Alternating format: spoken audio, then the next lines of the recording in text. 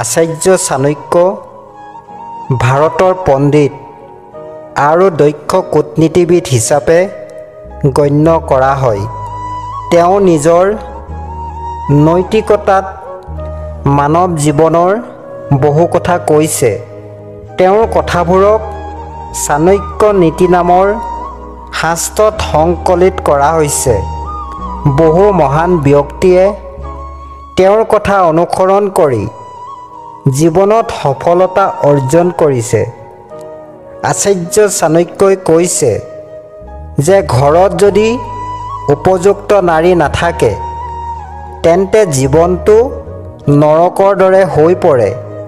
ইয়াৰ লগতে গোটেই পৰিয়ালটো ধ্বংস হৈ যায়। আচাৰ্য চাণক্যই কৈছে যে এনেকুৱা মহিলাৰ পৰা সদায় আঁতৰি থাকিব লাগে। নাম্বাৰ 1, তিক্ত কথা।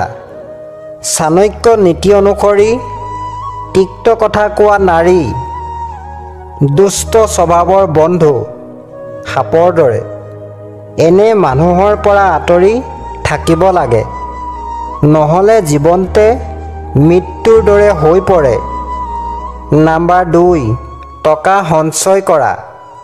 চাণক্যই নিজৰ নীতিত কৈছে যে এজন বুদ্ধিয়ক ব্যক্তিয়ে বেয়া সময়ৰ বাবে কিছু টকা জমা কৰিব লাগিব।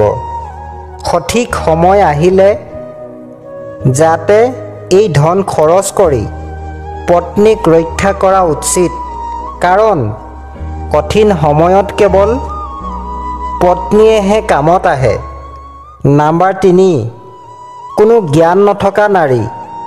আচাৰ্য চাণক্যই তেওঁৰ নীতিশাস্ত্ৰত কৈছে যে যিকোনো কাম কৰাৰ আগতে এজন মানুহে কাম কৰিবলৈ সক্ষম হয় নে নহয় সেই কথা জনাটো প্ৰয়োজনীয়। মূৰ্খ শিষ্যক শিক্ষা দি ব্যভিচাৰী মহিলাক ডাঙৰ দীঘল কৰিলে সেই ব্যক্তিজনে বহুত কষ্ট পাব পাৰে। নাম্বাৰ 4, দৃষ্টিহীন মহিলা।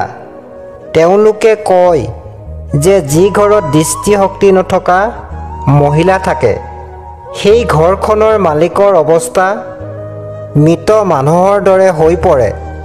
এনে নাৰীয়ে কেতিয়াও উন্নতি কৰিব নোৱাৰে আৰু কোনেও নিয়ন্ত্ৰণ কৰিব নোৱাৰে। দুষ্ট স্বভাৱৰ বন্ধু বিশ্বাসৰ যোগ্য নহয়। কোনেও নাজানে সিহঁতে কেতিয়া বিশ্বাসঘাতকতা কৰিব পাৰে।